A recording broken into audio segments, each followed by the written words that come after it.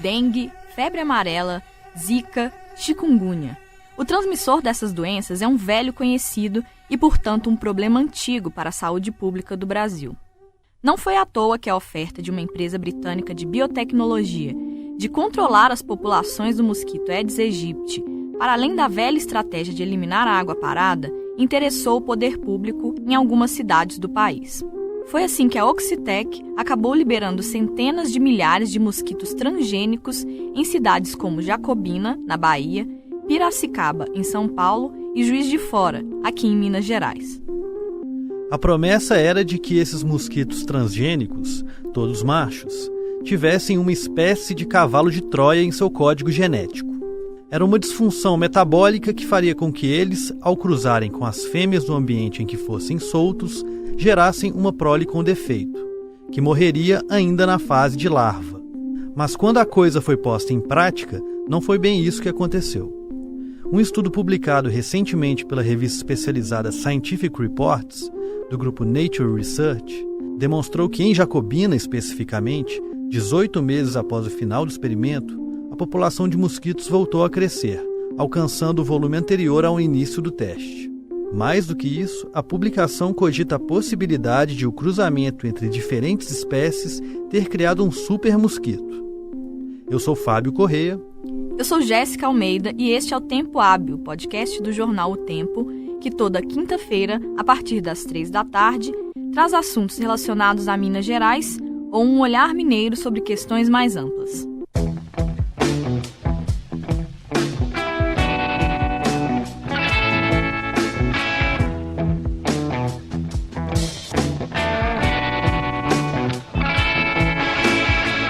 Chamada de OX513A e conhecida por Aedes do Bem, a versão do mosquito da dengue que a Oxitec criou em 2002 prometia reduzir em até 90% a população do inseto onde fosse liberada. Foi de fato possível perceber a diminuição dos mosquitos enquanto o experimento foi realizado em cidades brasileiras. Mas o estudo da Scientific Reports indicou que, ao menos em Jacobina, na Bahia, o volume de insetos voltou ao patamar anterior ao início da experiência e depois acabou superando esse nível. Mais do que isso, a investigação conduzida por pesquisadores da Universidade de Yale, nos Estados Unidos, concluiu que partes da mudança genética produzida em laboratório migraram inesperadamente para a população-alvo dos mosquitos locais. Experimentos em laboratório feitos antes dos testes de campo já indicavam que o cavalo de Troia genético do mosquito transgênico não era 100% eficaz, com cerca de 2 a 4% dos mosquitos produzindo proles viáveis. Mas o que se previa é que esses descendentes fossem frágeis e potencialmente estéreis. Nas várias amostras analisadas pelo grupo de pesquisadores, entre 10% e 60% dos mosquitos apresentaram alterações correspondentes às dos transgênicos em seus genomas. Mesmo em bairros onde não houve liberação do Aedes modificado, foram encontrados animais com genomas mistos. O artigo ainda alerta para a possibilidade de a transmissão de genes entre espécies poder introduzir outros genes relevantes, como a resistência a inseticidas. Desde a publicação do estudo, no início de setembro, essa discussão tem gerado controvérsia, com algumas pessoas apontando para erros na redação do trabalho e não na condução do experimento. A Nature Research, responsável pela Scientific Reports, acrescentou ao texto uma nota do editor, dizendo estar ciente das críticas recebidas e que elas estão sendo consideradas. A nota também promete uma resposta editorial quando as questões forem resolvidas. Esse assunto foi tema de uma reportagem do jornal O Tempo essa semana, publicada no caderno Interessa. Quem escreveu foi a Litza Matos, que veio explicar para a gente os detalhes dessa questão. Litza, então como que foi feita essa ponte entre o trabalho da Oxitec e o Brasil? De que forma que essa parceria foi estabelecida? Bom, primeiro é importante a gente lembrar que no Brasil hoje existem basicamente 2 tipos de mosquitos modificados, sendo pesquisados para tentar conter essa epidemia de dengue. Um deles é um estudo feito por pesquisadores da Fundação Oswaldo Cruz, a Fiocruz, que liberou em 2017 mosquitos infectados com a bactéria Wolbachia, em Niterói.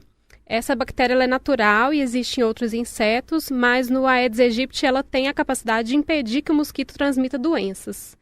E esse estudo ainda está em andamento. O outro é esse mosquito transgênico desenvolvido pela empresa britânica Oxitec. Essa tecnologia foi desenvolvida em 2002 no Reino Unido e ele é chamado pela empresa de Aedes do bem. O mosquito foi desenvolvido em laboratório, ele mistura características de Aedes vindos de Cuba e de mosquitos mexicanos. O nome técnico é OX513A. Entre junho de 2013 e setembro de 2015, um estudo feito pela essa empresa britânica liberou cerca de 450 mil animais machos geneticamente modificados por semana na cidade de Jacobina, lá na Bahia. Na época, o parecer técnico com a autorização foi emitido pela Comissão Técnica Nacional de Biossegurança, o CTN-Bio, que é do Ministério da Ciência, Tecnologia e Inovação. Esses animais modificados eles foram projetados para que os machos, quando liberados na natureza, procriassem com as fêmeas, que são as responsáveis pela incubação e transmissão do vírus da dengue. Elas, então, gerariam descendentes que morrem antes de chegar à vida adulta, e isso reduziria a população total de mosquitos. Lídice, efetivamente, o que foi feito por essa empresa e como é que eles esperavam reduzir essas populações de Aedes aegypti? Essa empresa ela tem instalada pelo menos 3 fábricas, instalada pelo menos 3 fábricas aqui no Brasil, uma já foi fechada, que era a fábrica de Piracicaba. Ela já tem uma também em Campinas, e parece estar em processo de instalar outra fábrica em Pernambuco. Com o experimento na Bahia, a expectativa era reduzir a população de mosquitos selvagens em 85%. Isso funcionou durante um tempo, durante o teste de campo, mas, segundo o estudo dessa revista especializada, Scientific Report, 18 meses após o fim do experimento, a população de mosquitos voltou a crescer. Inclusive, em abril desse ano, o Ministério da Saúde colocou Jacobina em estado de alerta sobre risco de surto de dengue. Até 10 de setembro foram 77 casos e a cidade está em 55ª posição entre os municípios baianos. Ou seja, o planejado que era diminuir a população de mosquitos não aconteceu. Isso. Além da dengue não ter diminuído na cidade de Jacobina, esse estudo na Scientific Reports indica outras coisas. O que mais que ele indica? Bom, o estudo ele cogita a possibilidade de o cruzamento entre diferentes espécies ter criado um super mosquito, o que significa uma nova versão do Aedes com características dos mosquitos locais combinados às características dos mosquitos mexicanos e cubanos. De acordo com a publicação, aparentemente, as alterações genéticas dos mosquitos transgênicos foram transferidas também para a população de mosquitos selvagens. Então, conforme o artigo, os testes em Jacobina podem ter criado essa geração de mosquitos híbridos, que geralmente têm maior vigor, são mais potentes e resistentes, e sobre os quais ainda não há estudos. Esse estudo da Nature mostrou ainda que, mesmo em bairros onde não houve liberação do Aedes modificado, foram encontrados esses mosquitos. Na verdade, foram encontrados animais com genomas mistos. E o estudo, então, levanta a hipótese de que a transmissão de genes entre as espécies pode introduzir outros genes relevantes, como a resistência a inseticidas. Na minha cabeça, isso remete ao processo que acontece nos antibióticos que geram superbactérias. O processo entre as bactérias é que as que não morrem pelo antibiótico acabam sendo mais fortes contra eles e se tornam mais difíceis de serem exterminadas. Dá para fazer essa associação? É como se o processo, no caso do mosquito, tivesse sido uma coisa meio análoga? Isso, eles inclusive usam esse termo anomalia, né? Porque criou uma geração de mosquitos nova que ainda não tem estudos sobre ela e não sabe como ela vai reagir nos próximos anos. Então, por isso que a publicação tem gerado essa polêmica no meio científico, né? Esse artigo, ele foi encabeçado por um geneticista da Universidade Yale, nos Estados Unidos, com a participação de pesquisadores aqui da Universidade de São Paulo. Ele foi publicado no dia 10 de setembro e uma semana após a publicação, a revista publicou uma nota informando que as conclusões estão sujeitas a críticas que estão sendo consideradas pelos editores. Eles pretendem, então, publicar uma resposta editorial adicional que ainda vai ser divulgada. Essa prática, essa experiência da Oxitec já tinha sido contestada por uma outra entidade brasileira, que é a Abrasco, Associação Brasileira de Saúde Coletiva. Qual o argumento que eles usaram para contestar essa experiência da Oxitec? Sim, ainda em 2014, quando a Oxitec já estava liberando os mosquitos em algumas cidades brasileiras, a Abrasco publicou uma nota técnica contestando essa liberação comercial de mosquitos. Então, para a reportagem, eu conversei com a médica sanitarista Lia Giraldo, que ela é pesquisadora de saúde ambiental e ex-membro da CTN Bio. Ela me disse que mesmo sem ter autorização da CTN Bio para a produção em escala do mosquito transgênico, a empresa já disponibilizou o Aedes em 2011 para experimentos inicialmente em Jacobina e depois posteriormente em Juazeiro, ambas na Bahia, e que contou com o apoio do governo do estado e das prefeituras dos respectivos municípios. A Abrasco ela considera também que a decisão de controlar essa endemia apenas focando no vetor é um equívoco. Por apoio do governo local, a gente quer dizer que o governo pagou também para ter esses mosquitos na região? A Oxitec recebeu algum dinheiro público? Você sabe falar um pouco sobre isso? Bom, o que a Abrasco me contou, né, a médica ela é suspeita de formação de lobby para beneficiar essa empresa britânica. Ela acha que a Oxitec escolheu regiões muito pobres e fez o experimento por sua conta e risco, numa associação direta com as prefeituras que estavam mais vulneráveis, objetivando o controle da dengue, mas que é uma doença com muitas características complexas, então não é possível focar apenas no mosquito para tentar conter essa epidemia. E além de criticar essa relação meio esquisita que foi estabelecida entre a empresa e as prefeituras, o que mais essa médica critica nesse experimento? Bom, a Lia fala ainda que os primeiros estudos tiveram como foco mosquito e não foi feito um monitoramento de longo prazo. Ela afirma que a empresa pegou os resultados desse curto prazo e usou para pressionar a liberação comercial do Aedes transgênico. Ela falou que nunca tinha visto na CTN Bio um processo correr tão rápido, que foi cerca de 3 meses. Ela conta ainda que os estudos feitos com os mosquitos testados pela Oxitec nas Ilhas Caimã, que é um território do Caribe pertencente à Inglaterra, também demonstraram falhas e complicações dessa tecnologia.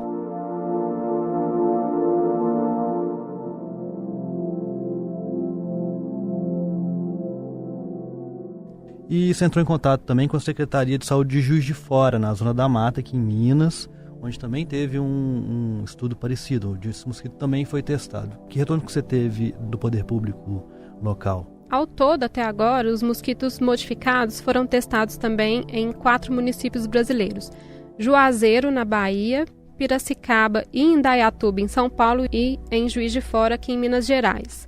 Eu entrei em contato com a assessoria de imprensa da Prefeitura de Juiz de Fora e, em nota, a equipe da Secretaria de Saúde de Juiz de Fora diz que analisa o artigo científico da Scientific Report, apesar de a cidade não ter sido citada nesse material.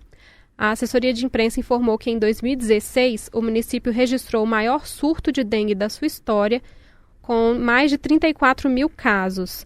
Em 2017, então, a cidade aderiu à iniciativa da Oxitec, mas a nota diz que a atuação ocorreu apenas nos primeiros meses de 2018, quando o contrato foi suspenso em função de crise econômica na prefeitura. E o que a CTN Bio fala sobre tudo isso que a gente conversou? A assessoria de imprensa da CTN Bio também enviou uma nota dizendo que o artigo está sendo avaliado pela presidência e pela vice-presidência do órgão, que consultaram pesquisadores independentes. Conforme a avaliação inicial da CTN Bio, o órgão reconheceu que o artigo revelou a ocorrência de um mosquito híbrido, mas não comprovou que ele é mais resistente a estratégias de controle ou capaz de causar qualquer dano. Mas a CTN Bio informou ainda que a ocorrência do mosquito híbrido no meio ambiente ainda não foi discutida pelo órgão por se tratar de um fato científico novo para a comissão.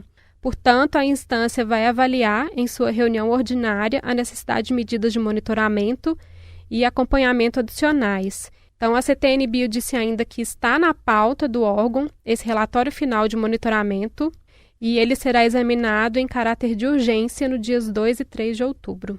Bom, essa questão gerou toda uma controvérsia, né? Tem algumas pessoas falando que se trata de fake news, que o artigo publicado na Scientific Report está errado. Você conversou com o autor dessa pesquisa, que é um professor de Yale, e com uma professora brasileira da USP, que é a coautora da publicação. O que cada um deles está falando? Sim, eu conversei com os dois. A coautora, que é professora associada do Instituto de Ciências Biomédicas da USP, Margarete Capurro, ela alega que o texto publicado contém erros e que ele está em processo de retratação.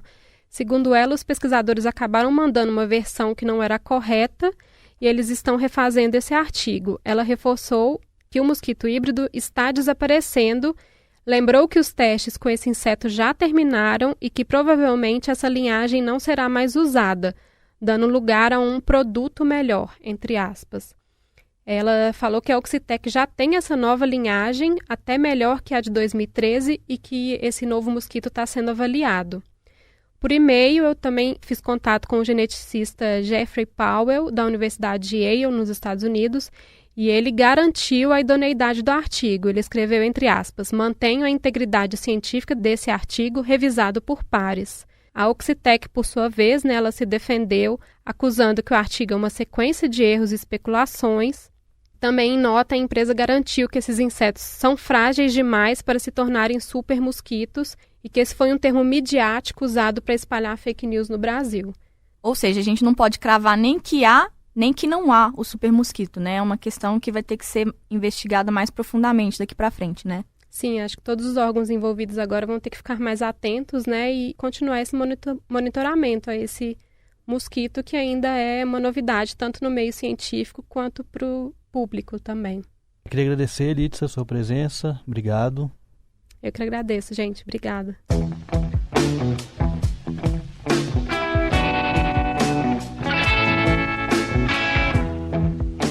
Você ouviu o Tempo Hábil, podcast do jornal O Tempo, que traz toda semana assuntos relacionados a Minas Gerais ou um olhar mineiro sobre alguma questão. Eu sou Jéssica Almeida. E eu sou Fábio Correia. Esse episódio teve captação do Júnior Nicchini e a edição e a mixagem foram feitas pela Jéssica. Nos acompanhe às quintas-feiras, a partir das 15h, no seu tocador de podcasts favorito. E antes de encerrar, a gente tem um recado para os ouvintes do Tempo Hábil de Belo Horizonte e adjacências. Na próxima quinta-feira, dia 3 de outubro, nós vamos gravar uma edição com plateia do podcast.